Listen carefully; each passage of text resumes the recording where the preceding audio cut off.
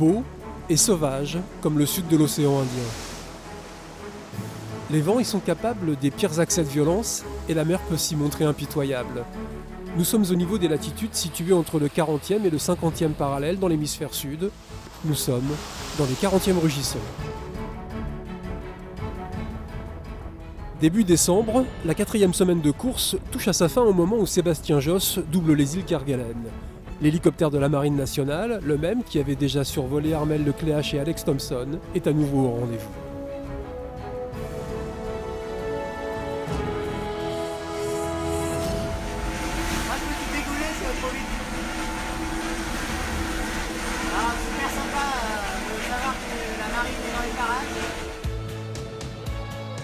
Lancé pleine balle à 25 nœuds, Edmund Rothschild fait partie de ces quelques bateaux qui dévalent un toboggan nommé Océan Indien. Comme le Bastido-Tio de Quito de Pavan, dernier en date à avoir franchi la longitude du cap de Bonne-Espérance. Bienvenue dans l'océan Indien. Voilà, il fait beau pour l'instant. Voilà, ça glisse, mais accrochez-vous quand même. Au sein de la flotte, Quito de Pavan est une sorte de médiateur entre le groupe de tête, plus de 5000 km devant son étrave, et le peloton, près de 1300 km derrière lui. Peloton d'une dizaine de bateaux, toujours dans l'Atlantique Sud, et qui commence à humer le parfum enivrant des hautes latitudes.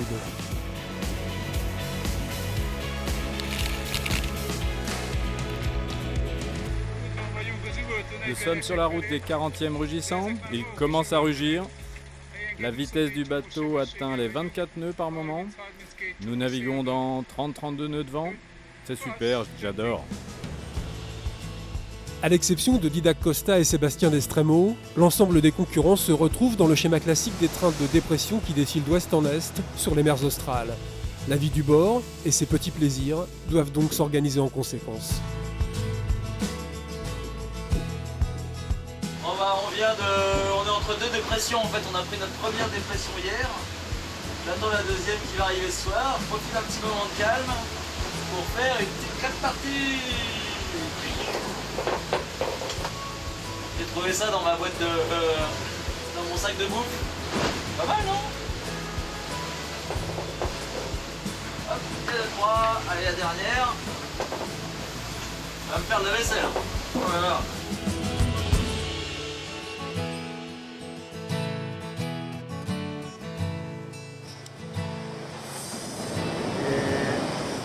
Voici un calamar, et c'est super bon. Bon appétit.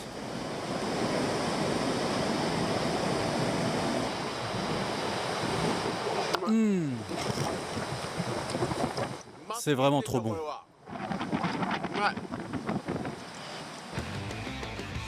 Romain Attanasio, Kojiro Shiraishi, l'un et l'autre goûtent pour la première fois l'expérience d'un Vendée Globe. Et jusqu'à maintenant, ça se passe plutôt bien. Là-bas, c'est Armel Lecléache sur Banque Populaire. Tranquillement, il m'a rattrapé la nuit dernière. Apparemment, il a un tout petit peu plus de vent. Mais je serai à nouveau sur tribord dans moins d'une journée. Alors j'attends ça impatiemment. D'ici là, je continue d'attaquer autant que je peux pour rester au contact de ce gars-là. Chronique d'un duel annoncé entre Alex Thompson et Armel Lecléache qui n'arrêtent pas de se refiler le leadership. C'était une belle bataille d'empannage hier et puis content de retrouver Alex ce petit matin tout à l'heure là, des bord à bord et puis j'ai réussi à m'échapper un petit peu donc tant mieux, c'est bonne chose de faite.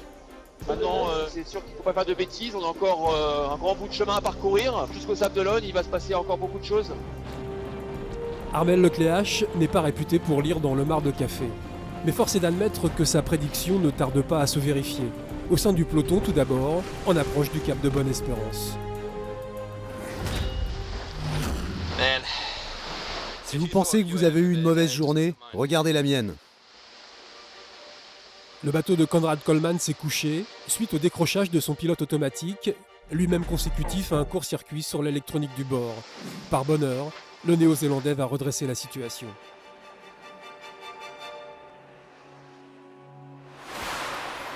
Un peu plus tôt, pas très loin de là, un mât et surtout un rêve se sont brisés.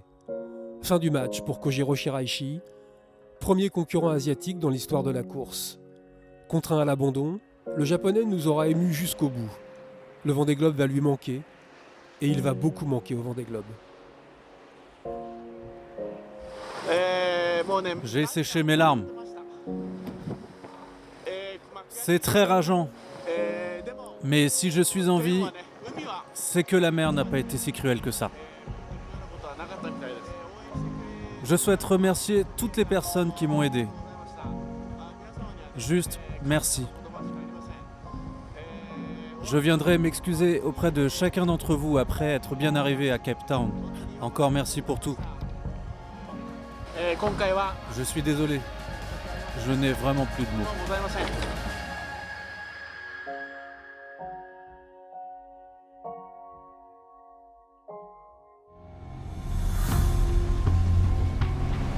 Quatre laps de grand voile de pété, donc là c'est la galère, il va falloir que je répare ça. Voilà, déjà j'ai tout ce qu'il me faut là pour réparer mes lattes. Voilà, là j'ai les morceaux pétés quoi.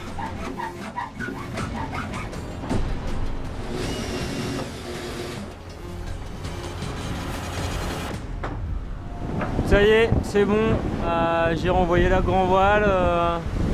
Voilà, ça m'a coûté un peu de temps, un peu d'énergie, mais c'est reparti avec une GV en état. Voilà. Voilà bientôt un mois que le départ du Vendée Globe a été donné. Nous sommes dans un temps de la course où les conditions de navigation se durcissent pour l'ensemble de la flotte. Le matériel est mis à rude épreuve, les hommes aussi, soumis à un rythme très élevé et cernés par la fatigue. On est finalement dans la dépression qui nous a rattrapés et la mer est pas trop mauvaise. Par contre, il y a beaucoup de vent, il y a 35-40 nœuds. Voilà, c'est pas encore fini, mais on sent que c'est en train de se calmer. Ça a vraiment été difficile là, les 24 dernières heures. Voilà, j'ai hâte que ça se calme un peu pour pouvoir me reposer un peu plus. Paul Meillat, délesté de Jérémy Bayou qui n'en finit pas d'accumuler les problèmes. Après ses pilotes et ses antennes satellites, c'est maintenant le chariot de tétière de sa grand voile. En plein milieu de l'océan Indien, le skipper de Maître Coq s'écarte de la route afin d'intervenir dans une mer moins agitée.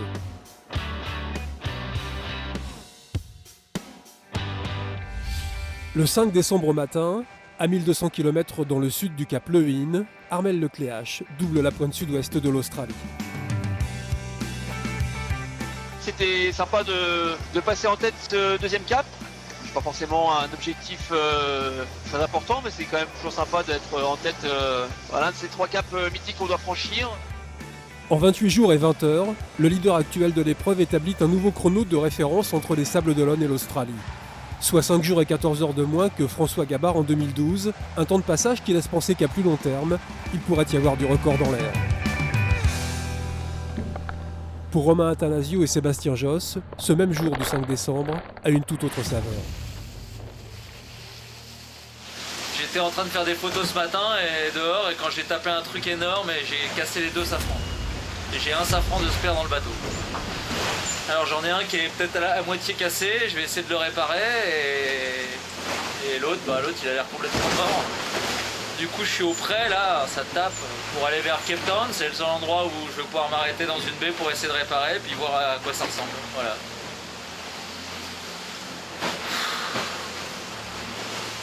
Voilà. Ah, c'est la misère. Quant à Sébastien Josse, son bateau, parti en survitesse dans un surf, a planté dans une vague. Suite à l'impact, le foil bâbord est sérieusement touché. Sébastien, qui navigue dans 40 nœuds de vent et 6 à 7 mètres de creux, met la course entre parenthèses jusqu'à ce qu'il retrouve des conditions maniables et décide d'abandonner. On n'est pas passé loin de l'incorrectionnel, parce que ça aurait pu être plus grave que ça avec, si le foil était sorti du bateau. J'aurais pu me retrouver avec une voie d'eau et aujourd'hui je ne sais pas sécuriser de façon fiable et certaine cet appendice. Là c'est le sens marin et la sécurité qui doit reprendre le dessus. Voilà, c'est pas évident de s'arrêter parce qu'on y consacre beaucoup d'énergie, beaucoup d'investissement et on est là pour la compète. C'est toujours ça le plus dur. Ça va être d'être à terre et de voir les autres qui continuent à faire la régate.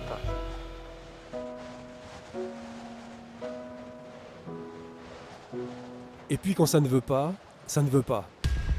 Le 6 décembre au matin, Quito de Pavan est à son tour victime d'une grave avarie. Son bateau a heurté un ovni et le choc a lourdement endommagé la quille. Je sais pas comment ça va se terminer l'histoire. La décision, elle a dit qu'il faut évacuer le navire. Ça va être compliqué ça. Et là c'est trop dangereux là.